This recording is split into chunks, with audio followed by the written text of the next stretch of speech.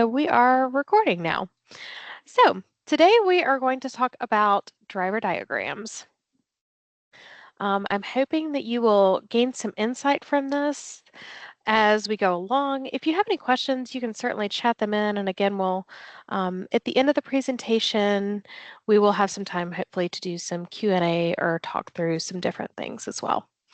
Okay, driver diagrams. These really should be one of the many aspects of your quality improvement toolkit.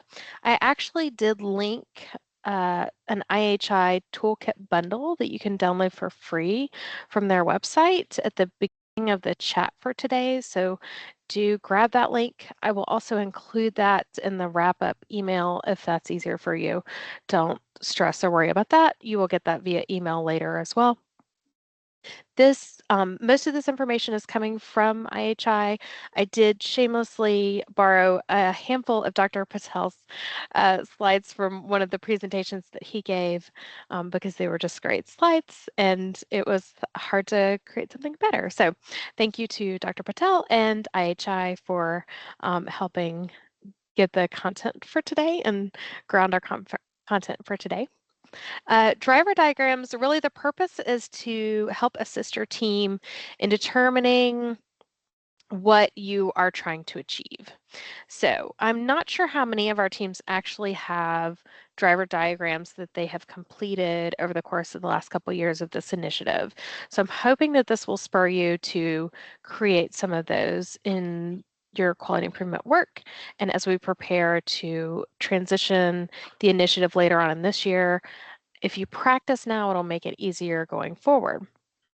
It really does visually demonstrate a lot of the elements of your work and can help ground your work. So it starts with your SMART aim and then works backwards. So for those that need to start from the big picture or from the final point and need to then figure out how to get there, this really is a fundamental tool for that. And ideally, you create this as you're starting your quality improvement work, and then you keep referencing and reviewing back to it over time, and it can always be changed. It's not meant to be a static piece of quality improvement work. You really can go back in and change things or adjust things as needed as you proceed through the work that you're doing. So I'm now going to go through the different components of the diagram, and I will spend a little bit more time diving into the SMART aims as well. So there are 4 kind of primary overall components to your driver diagram. You have the SMART aim, and then you have primary drivers, secondary drivers, and then specific tests of change or interventions. And visually, they are laid out like this screen is, so from left to right. In some IHI training that I attended earlier or last year now, there was some time spent discussing how a number of us kind of wish they were flipped around so that you started with your test of change on the left and then you work toward your SMART aim because that seems more logical to some of us. But lo and behold, it's usually left to right. Start with your SMART aim and then work down. If it's easier, better to do for you, mentally, you could flip it around. This is not meant to be a hard and fast rule. This really is supposed to help and assist in your quality improvement work. If you would like, there is a driver diagram template on the IHA website. This is also part of that toolkit bundle that I linked and that I will make sure to include in the wrap-up email as well. So this really makes it quite simple to go ahead and start filling in the pieces of the driver diagram bundle. Okay, SMART aims. This is the overall goal that you're trying to reach. It should be in a SMART format. I'm certain that you all know what SMART means, but as a quick reminder, it's going to be a specific, measured, achievable, relevant, and time-bound goal or aim. I will say about half of our teams that are doing ONN have submitted a SMART aim. If your team is not, this is a great time to go ahead and come together as your multidisciplinary collaborative quality improvement group and create a SMART aim. It is not too late, and this helps everybody level set and know what you're striving toward. This is the SMART aim that we actually have for the whole initiative. So GaPQC as a whole, from a leadership standpoint, creates driver diagrams and SMART aims for each initiative that we have. So for ONN, our SMART aim is to increase the number of newborns in GaPQC hospitals with human milk as the first feeding by 10%, from 73% to 80% by the 1st of September of this year. So we are looking continually, as GaPQC is a collaborative as a whole, to see how we're tracking toward that overall SMART aim. When we start to move to the second version of ONN, which will be a little bit more of a specific initiative, we will have a newer updated SMART aim that we'll introduce later on in the year. So more to come on that, but we too use these same elements of quality improvement work when we're planning initiatives, much like we are hoping you will do at the hospital and unit level. If you need a SMART aim worksheet, IHI also has one of these. So this can help you create your SMART aim. You can download this for free. It's part of that toolkit. It really walks you more step by step. This is just a part of it. There's more to this sheet. I just kind of screenshotted the top of it so y'all could see what it looked like. So you know that it's something that you can access and use.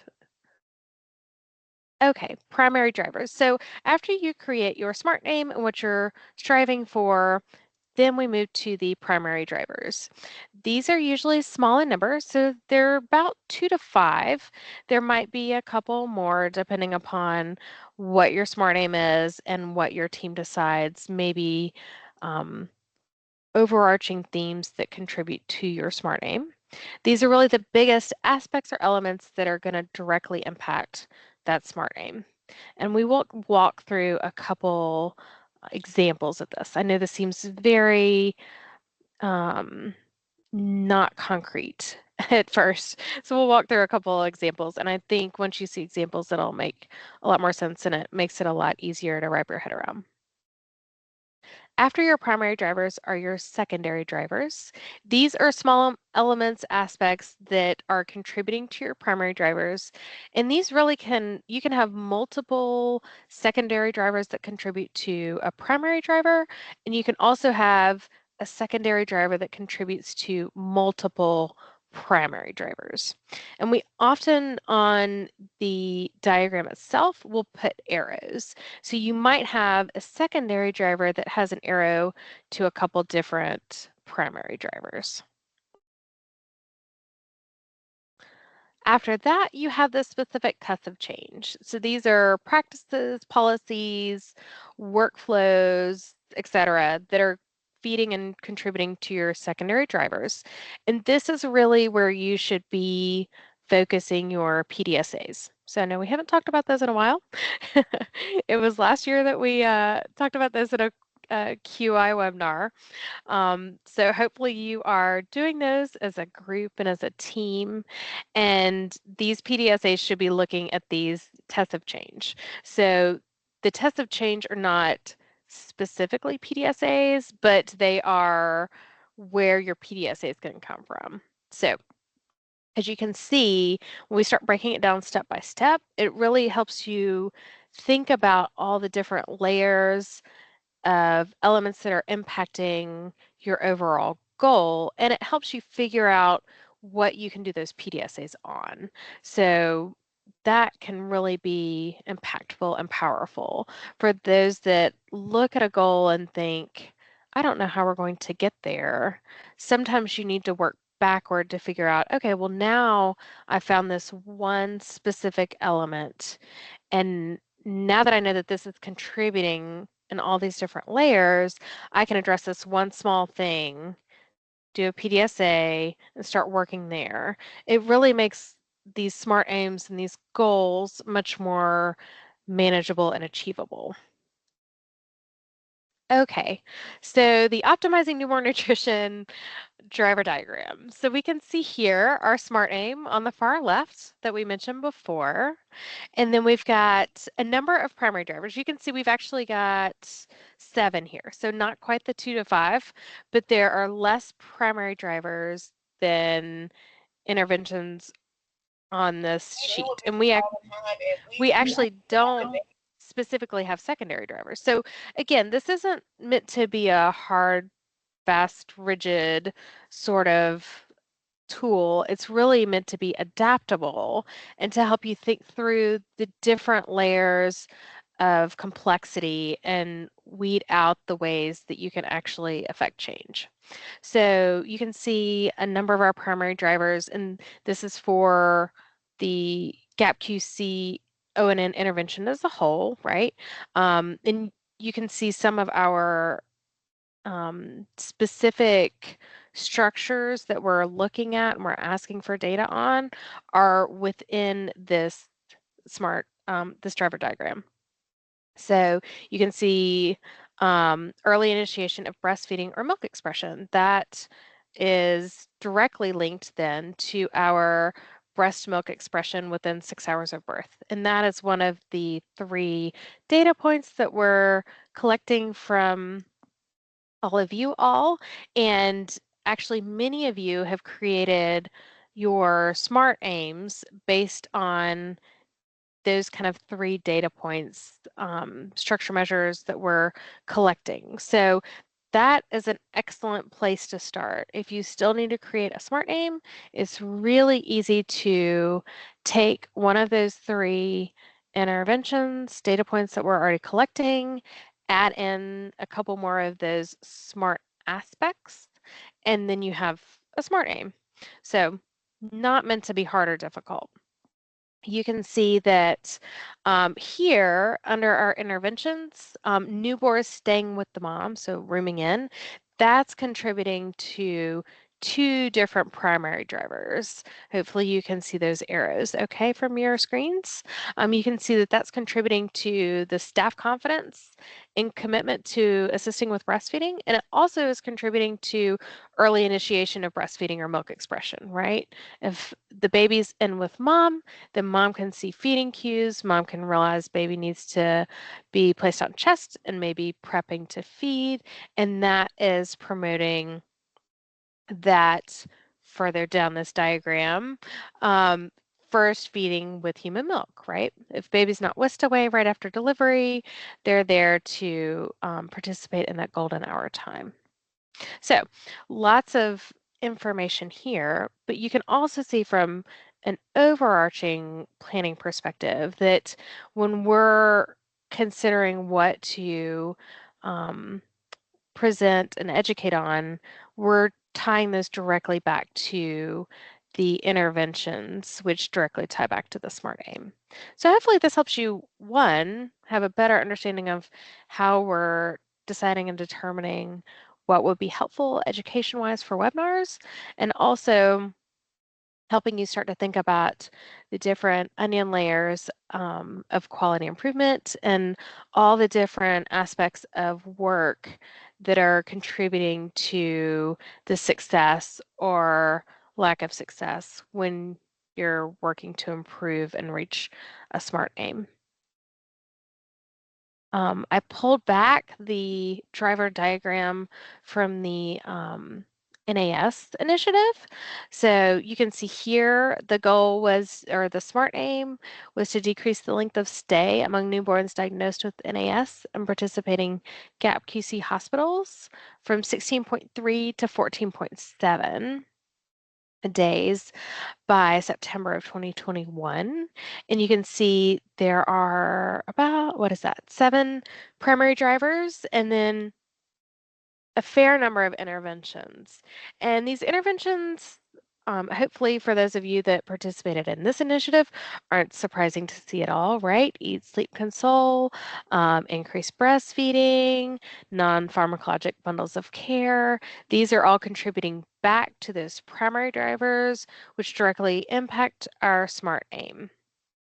So you will also, I did not really specifically talk about it, but there is a global aim on here, and that is on the worksheet that I alluded to earlier.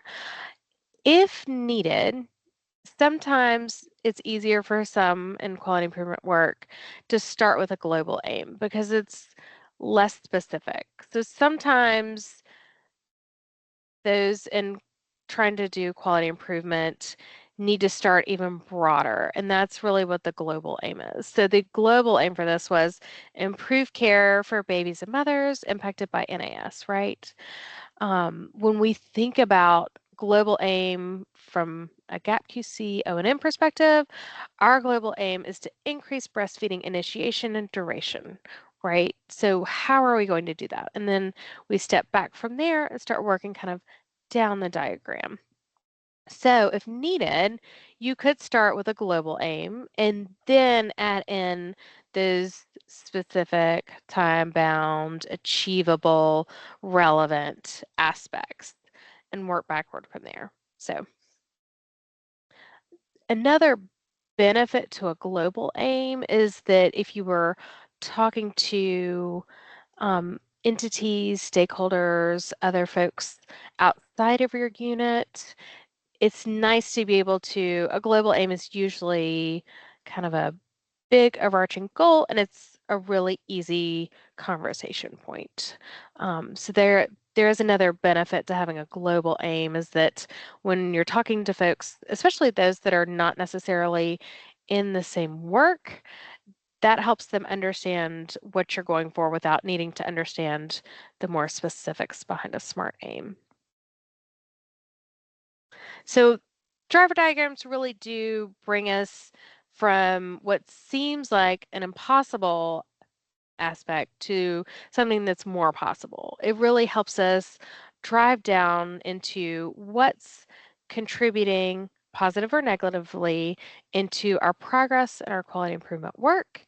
And it helps us start to reach finer points that we can work those PDSAs on. So I would encourage teams that have not done a driver diagram to consider doing one.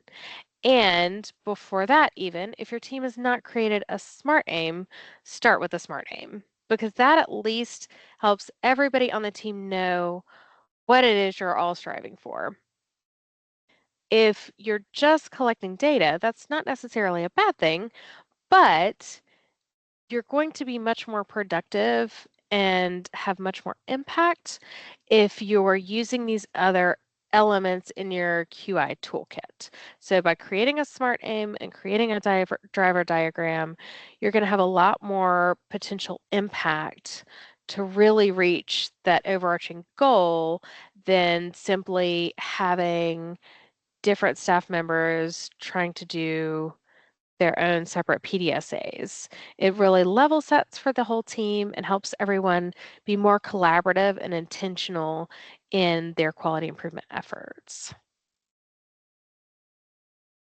Okay, and that's all I have for you today because I know this is not necessarily as exciting as other content. And also it's a lot to digest, especially if you haven't been in the practice of using these. So I'm gonna stop recording and then we'll go into some Q&A because I would love to talk through some of this with you guys. Hang on just a second.